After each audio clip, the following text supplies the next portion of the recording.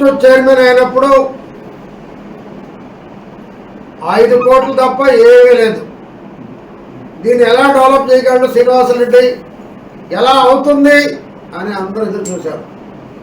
1 సంవత్సరం అయితే దాదాపు 9 నెలలు ఆఫీస్ కూడా లేదు, కొత్త కాబట్టి మాకు దొరకల.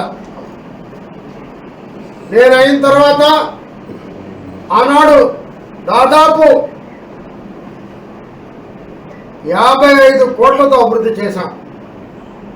55 నుంచి 60 కోట్లతో 33 కోట్లు ఎన్టీఆర్ నెక్లెస్ రోడ్ అండ్ దాని తర్వాత కొన్ని పార్కులు. ఇప్పుడున్నటువంటి మన పిచ్చిడి కళ్యాణ మండపం దగ్గర ఉన్నటువంటి తారక రామ పార్కు గొప్పగా చెప్పుకోలేదు. ఆ స్థలం అన్యాక్రాంతం కాకుండా ఆనాడు బాలాజీ నగర్లో, ఆదిత్య నగర్లో ఉన్నటువంటి ఎస్పి బాలసుబ్రహ్మణ్యం పార్క్, అనేక పార్కులు ఆ రోజు నారాయణ గారి సహకారంతో చేయడం జరిగింది.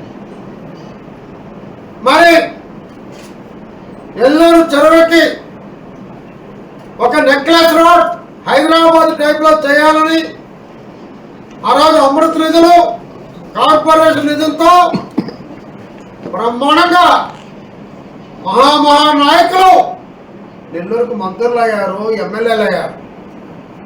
ఎవరి వల్ల కాంది మన నెల్లూరుకి ఇలవేల్పోయినటువంటి ఎరగాలమ్మ తల్లికి ఘాట్ అనేది ఇప్పుడు దాకా లేదు. అటువంటి ఘాటు కట్టే అదృష్టం నాకు రావటం నిజంగా అది ప్రజల సుప్రభం. ఒక నెల్లూరుకి సాయంత్రం అయితే ఏ ప్రజలు ఆనందభరితంగా ఉండేదానికి, కూర్చున్న దానికి ఒక స్థలం లేదు. అటువంటిది నేను ఆలోచించి ఆనాటి మంత్రి నారాయణ గారితో మాట్లాడి ఆడొక నెక్లెస్ రోడ్ కట్టించి దానికి ఎన్టీఆర్ నెక్లెస్ రోడ్ అని పేరు పెట్టడం జరిగింది. అది ముమ్మాటికి ఎన్టీఆర్ నెక్లెస్ రోడ్డే. ఇప్పుడు గణేష్ ఘాట్ వచ్చి కొంత పెట్టుకున్నా, నేను దేవుడు భక్తుండే, గణేష్ ఘాట్ పెట్టినా ఎన్టీఆర్ నెక్లెస్ రోడ్లో భాగం మాత్రమే. దీని ప్రెస్ అందరూ గమనించాలి. నేను దేవుడు గణేష్ ఘాట్ అని రాస్తున్నారు.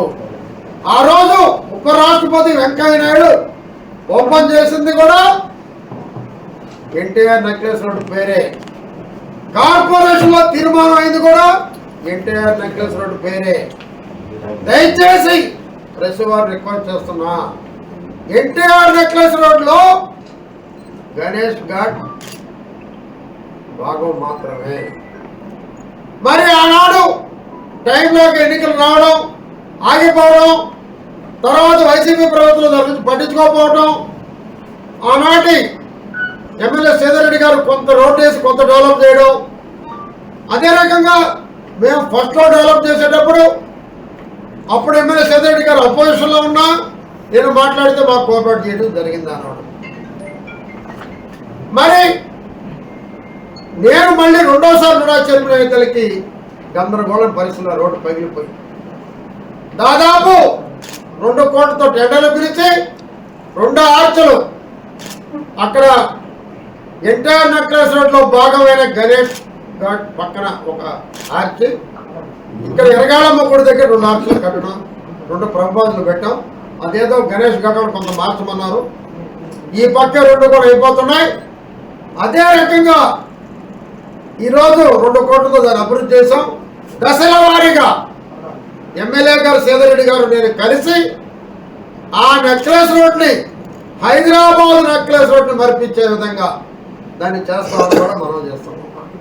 ఎన్టీఆర్ నెక్లెస్ రోడ్ అయితే ఆర్థిక కష్టాల్లో ఉన్నటువంటి కూడా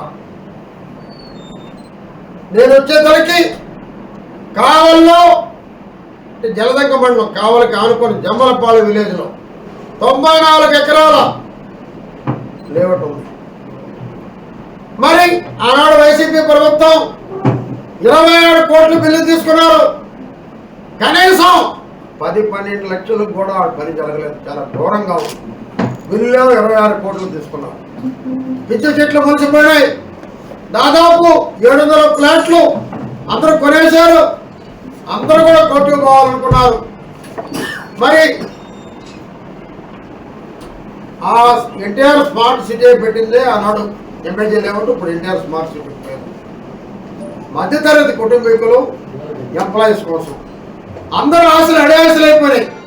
నేను వచ్చిన తర్వాత అవన్నీ క్లీన్ చేపించి ఆ కాంట్రాక్టర్ బదిలైనా పనిచేయలే, ఆయన వెళ్ళిపోయాడు, వైసీపీ అయ్యాడు. చెట్లన్నీ కొట్టించి 3,20,00,000తో కరెంట్ వేయించి ఇప్పుడు దాదాపు 19 కోట్లతో శరవేగంగా, నేను వారానికి ఒకసారి వెళుతున్నా, శరవేగంగా అది అభివృద్ధి చెందుతా ఉంది. రోడ్లు కానివ్వండి, డివైడర్స్ కానివ్వండి, సెంట్రల్ లైటింగ్ కానివ్వండి, ఆర్చ్ కానివ్వండి, అదే రకంగా దానికి ముఖ్యంగా కావాలి. మంచి పార్కులు పెట్టాం. జాతీయ నాయకులు, ఆనాడు ఉన్నటువంటి నాయకులు ఆన వివేకానంద రెడ్డి, ఆయన పార్క్ అయిపోవచ్చింది. అది కూడా 2-3 వారాల్లో నెక్స్ట్ మంత్లో ఓపెనింగ్ జరిగిపోతుంది. అదే శ్రీధర కృష్ణారెడ్డి గారు, ఆయన పేరుతో కూడా పార్క్ పెట్టాం. అదొక వెరైటీగా కట్టబోతున్నాం. జరుగుతుంది, అన్నీ జరుగుతాయి. ఎన్టీఆర్ నెక్లెస్ రోడ్ని బ్రహ్మాండంగా తీర్చిదిద్దబోతున్నాం అని కూడా తెలియజేస్తున్నాం.